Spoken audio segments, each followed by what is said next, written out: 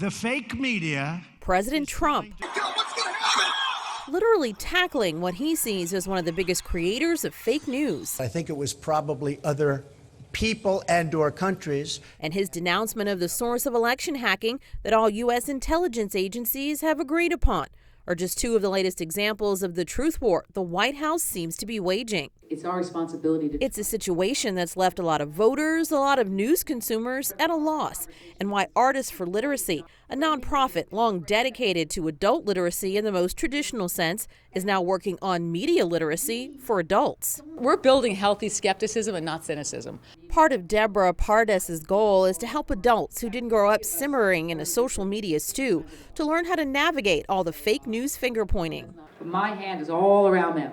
This exercise, debuting in Sacramento as the first stop of the Arresting Knowledge National Tour, is designed to teach communities some of the factors that can influence news content. They're taking other people's reporting and repackaging it, so these small errors get propagated, repeated over and over, and become real.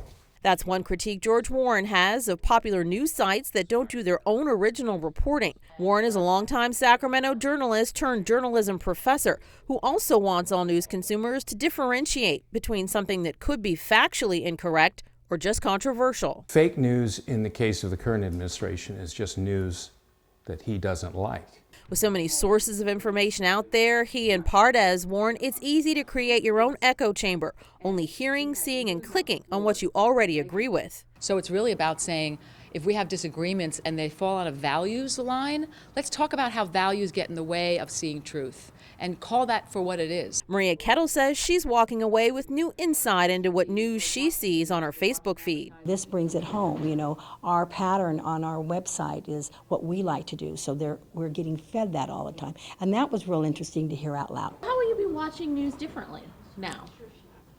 I have the opportunity to really kind of look a little bit deeper into what the story and the narrative is about.